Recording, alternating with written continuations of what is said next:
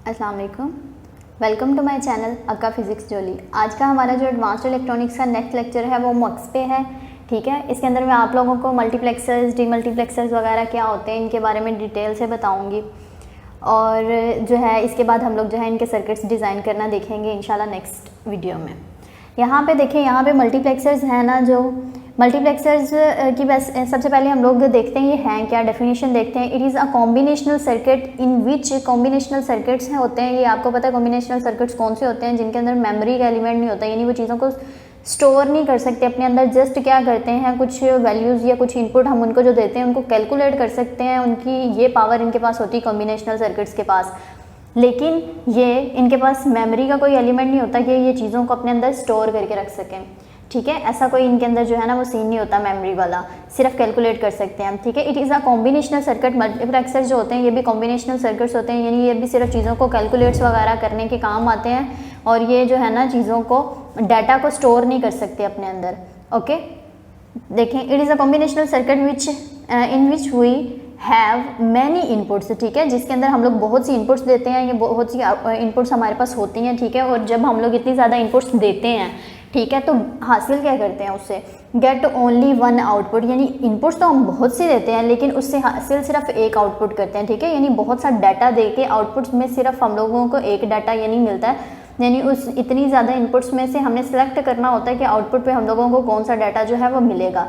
ठीक है, और ये डिपेंड किस पे करता है कि आउटपुट पे हम लोगों को कौन सा डाटा मिलेगा। यानी फर्ज करो हम लोगों ने इनपुट पे जो है वो बहुत से नंबर्स दिए हैं, आउटपुट पे सिर्फ एक नंबर हमें शो होना है, तो वो कौन सा नंबर जो है वो आउटपुट पे शो होगा, ये जो है ये सिलेक्ट करता है या ये डिसाइड करती हैं सिलेक्शन लाइन, या सिलेक्ट लाइन्स भी इनको बोलते हैं, या सिलेक्टर वेरिएबल्स भी बोलते हैं। ठीक है, कुछ भी आप यहाँ पे लिख सकते हो, सिलेक्टर वेरिएबल लिख सकते हो, सिलेक्ट लाइन्स लिख सकते हो, या सिलेक्शन लाइन्स लिख सकते हो। ठीक है, सिलेक्शन लाइन पे डिपेंड करता है कि हमें इनपुट्स में से कौन सी आउटपुट जो है वो मिलेगी। ठीक है, फाइनल।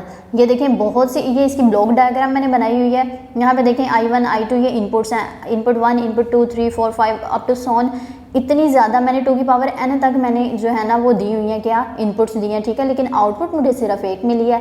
अब इसमें से वो आउटपुट मुझे कौन सी मिलनी है, 1 वाली मिलनी, 2 वाली, 3 वाली, कौन सी यहाँ पे अप टू सॉन 2n तक हमें कौन सी इनपुट मिलनी है आउटपुट के ऊपर। ठीक है, ये सिलेक्ट करता है हमारे पास जो है ना यहाँ पे सिलेक्ट। सबसे पहले तो हम लोगों ने सिलेक्टर लाइंस को ये देखना है, ये देखें, ये हमारे पास होती हैं सिलेक्टर लाइंस। ठीक है, सिलेक्टर लाइंस जो होती हैं ना मक्स के अंदर, यानी मल्टीप्लेक्सर्स को ना हम लोग मक्स भी कहते हैं इन शॉर्ट।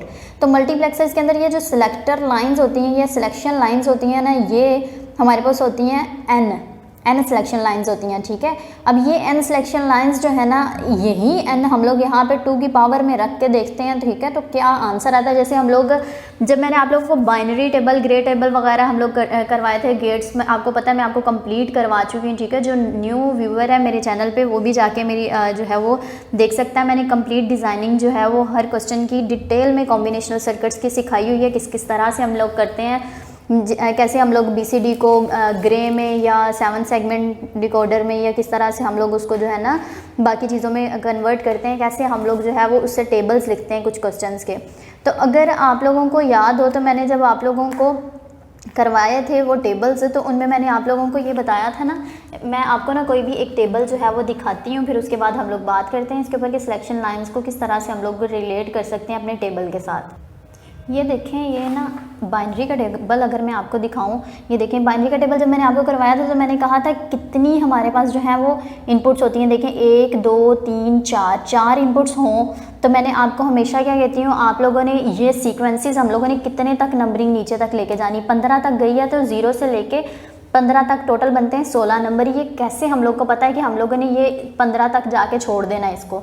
ठीक है, कैसे हम लोगों को ये सीक्वेंस पता चला, तो मैं आपको कहती थी 2 की पावर में इनपुट्स का नंबर रख के देखो। ठीक है, तो इनपुट्स कितनी है, 1 2 3 और ये 4, तो 2 की पावर 4। ठीक है, तो आंसर क्या आता है 2 की पावर 4 का, वो आता है 16। तो हम लोग 0 से लेके 15 तक गए थे, जिसका मतलब होता है टोटल हमारे पास जो है वो 16 सीक्वेंसेस बनते हैं। ठीक है, 0 से लेके 15 तक इतने हमारे पास सिलेक्शन लाइंस हैं, यानी ये लाइन है, ये लाइन है, ये लाइन है, ये लाइन है। ठीक है, इतने हमारे पास सीक्वेंस बने हैं। ठीक है, तो यहाँ पे देखिए हम लोग यहाँ पे भी यही काम करेंगे, हम लोग क्या करेंगे, यहाँ पे हम लोगों ने सिलेक्ट करना है कि देखें n हमारे पास, अगर फ़र्ज़ करें ये n कुछ भी हो सकता है, ज़रूरी नहीं कि हम लोगों ने n ही लिखना है, ठीक है। n आप समझ लो कि हमारे पास फ़र्ज़ करें कि हमारे पास n की जो वैल्यू है ना वो हमारे पास है कितनी, वो फ़र्ज़ करें अगर हमारे पास n की वैल्यू 3 है, ठीक है, यानी टोटल सिलेक्शन लाइन्स हमारे पास 3 है, तो 3 को आप 2 की पावर में लिख के देखो, यानी 2 की पावर 3, तो आंसर क्या आएगा 8। तो यानी हमारे पास इनपुट्स जो होंगी वो 8 होंगी, ठीक है, यानी 1 2 3 4 8 इनपुट्स की लाइंस होंगी हमारे पास। आउटपुट हमें हमेशा एक ही मिलनी, चाहे जितनी मर्जी सेलेक्ट लाइंस हों, ठीक है। इनपुट्स डिपेंड करती हैं सेलेक्ट लाइंस के ऊपर, जैसे हमारा मैंने पीछे आपको टेबल बताया था ना कि इनपुट्स के ऊपर आपके नीचे वाले जो है सेलेक्ट लाइंस जो है वो डिपेंड कर रही थी। इसी तरह यहाँ पे जो मल्टीप्लेक्सर है उसमें ये होता है कि आपकी सिलेक्शन लाइंस के ऊपर आपकी इनपुट डिपेंड कर रही होती है, ठीक है। समझ आ गया ना कि किस तरह से आपने इसको करना है। ये जब आप लोगों को क्वेश्चन आता है पेपर में किस तरह से आता है, जब वो करवाऊंगी ना मैं आपको, तो आपको बहुत अच्छे से क्लियर हो जाएगा कि आप लोग किस तरह से इसको जो है वो अटेम्प्ट कर सकते हो और सिलेक्शन लाइंस पे किस तरह से इनपुट्स जो है वो डिपेंड करती हैं, ठीक है। यहाँ पे ये क्लियर होगी बात कि हमने इनपुट्स जो है वो बहुत सी लेनी है और कितने तक लेनी है। जितनी भी हमारे पास सिलेक्शन लाइंस हैं, 2 हैं 3 हैं 4 हैं, उसको 2 की पावर में रख के देखिए, जितना भी आंसर आएगा उतनी हमने इनपुट्स लेनी होगी और आउटपुट हमेशा इसकी क्या होती है 1 ही होती है। इसी वजह से इसको मार्क्स को जो है ना 2 की पावर n/1 कहा जाता है, यानी ये साइड इनपुट्स की है, 2 की पावर n इनपुट्स होती हैं और दूसरी साइड पे आउटपुट सिर्फ ओनली 1 होती है, ठीक है। इसको इस तरह से जो है ना इसको ऑर्डर डिफाइन करते हैं हम लोग। नेक्स्ट देखिए हमारे पास जो है ना सिलेक्शन लाइंस इसमें कितनी हैं, इस केस में n होती हैं, ठीक है। ये n नंबर कुछ भी हो सकता है, 1 आपका 2 हो सकता है, 3 हो सकता है, 4 हो सकता है, कुछ भी हो सकता है, ठीक है। इनपुट्स आपकी जो है वो 2 की पावर n है, ठीक है। इनपुट्स क्या है आपकी 2 की पावर n है, यानी n का जो भी नंबर होगा, जितनी भी सिलेक्शन लाइंस होंगी, इनपुट्स आपकी उतनी इस फॉर्मूला से मिल जाएंगी, ठीक है। आउटपुट हमेशा 1 होती है। ये चीज़ें क्लियर हो गई। उसके बाद आपको जो है ना अगर वो कहते हैं मल्टीप्लेक्सर्स पे नोट लिखें, देन आप लोगों ने इस तरह से लिखना है जिस तरह मैंने आप लोगों को ये दिखाया हुआ है, ठीक है। पेपर में आप एज इट इज़ इस तरह से लिखा है। नोट अगर आता है वो मल्टीप्लेक्सर और डी मल्टीप्लेक्सर्स में वो फ़र्क पूछता है या जिस तरह से भी पूछता है, आप लोग मार्क्स के बारे में इतना लिख दें, इनफ है, ठीक है। उसके बाद जाहिर सी बात है आप लोग जब खुद से लिखोगे तो इसको मैंने तो आप लोगों को सिर्फ पॉइंट्स में बताया हुआ है कि सिलेक्शन लाइन्स है, आप जाहिर सी बात है इसको एक सेंटेंस बना के लिखोगे, लाइन लंबी हो जाएगी, ठीक है।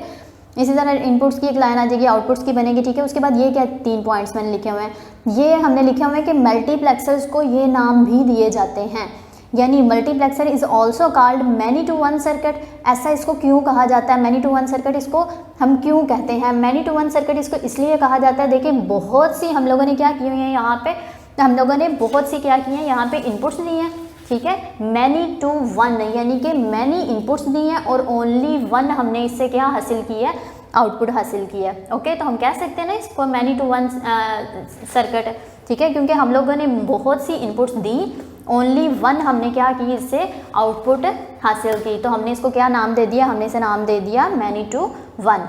उसके बाद है इसको डाटा सेलेक्टर का नाम भी दिया जाता है। डाटा सेलेक्टर का नाम इसको क्यों दिया जाता है, अब वो देखते हैं हम।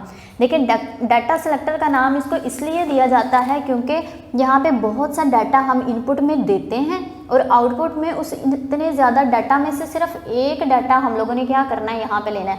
फ़र्ज़ करो अगर इसको मैं यूँ करूँ कि यहाँ पे मैंने कोई डायलर लगा दूँ, ठीक है, कोई एरो लगा दूँ, वो एरो अगर इस वाले से जाके ये आउटपुट का एरो अगर इससे 1 वाली से जाके मस करेगा तो क्या होगा, आउटपुट पे मुझे I1 मिल जाएगी, यानी I1 जो इनपुट दी होगी वही आउटपुट पे मिल जाएगी, ठीक है। और अगर मैं क्या करती हूँ, वो डायलर मेरा यूँ हो जाता है I2 की तरफ तो आउटपुट पे मुझे I2 मिल जाएगा, I3 की तरफ होता है आउटपुट पे I3 मिल जाएगा, I4 की तरफ होता है तो आउटपुट पे I4, इसी तरह जिस भी नंबर की तरफ जाएगा आउटपुट पे मुझे वो मिलता जाएगा, ठीक है। ये समझ आ गई। इसीलिए इसको डाटा सेलेक्टर का नाम भी दिया जाता है, ठीक है। और लास्ट वन कि multiplexer is also called parallel to series. इसको पैरेलल टू सीरीज़ क्यों कहा जाता है, इसको पैरेलल टू सीरीज़ इस वजह से कहा जाता है कि क्योंकि ना हम लोग इसमें देखें बहुत सी इनपुट्स देते हैं पैरेलल में, ठीक है। देखें पैरेलल में हमने बहुत सी क्या दी हैं, इसको इनपुट्स दी हैं, लेकिन इन सब से हमने सिर्फ और सिर्फ सीरीज़ में एक ही आउटपुट जो है वो हासिल किया, ठीक है। इस वजह से इसको parallel to parallel to serial converter भी कहा जाता है कि इतनी ज़्यादा जो हम लोगों ने उसको पैरेलल में दिए हैं उससे हम लोगों ने सिर्फ सीरियल में एक ही आउटपुट जो है वो ली है, ओके हो गया। यहाँ तक हमारा जो है मल्टीप्लेक्सर के बारे में जितनी भी जो है वो इनिशियल जो भी इंफॉर्मेशन आपको होनी चाहिए थी वो आपको मिल चुकी है, ठीक है। डिज़ाइनिंग इसकी हम लोग इंशाल्लाह नेक्स्ट वीडियो में करेंगे। अभी मैं आपको डी मल्टीप्लेक्सर जो है वो करवा देती हूँ ताकि आप लोग इन दोनों का जो है वो डिफरेंस एट ए टाइम देख लें कि हम लोग किस तरह से इनको कर सकते हैं, ठीक है। तो मैं आप लोगों को अब जो है वो करवाती हूँ डीमल्टीप्लेक्सर। डीमल्टीप्लेक्सर्स भी ना ऑलमोस्ट इसी तरह का है, लेकिन थोड़ा सा उसमें ये ना डायग्राम जो है ना वो उलट हो जाती है, यानी उसमें आउटपुट हमारी जो है वो ज़्यादा हो जाएंगी और इनपुट हम लोगों को एक देनी पड़ेगी, ठीक है। तो ये देखें, ये मेरे पास जो है वो ये डीमल्टीप्लेक्सर है।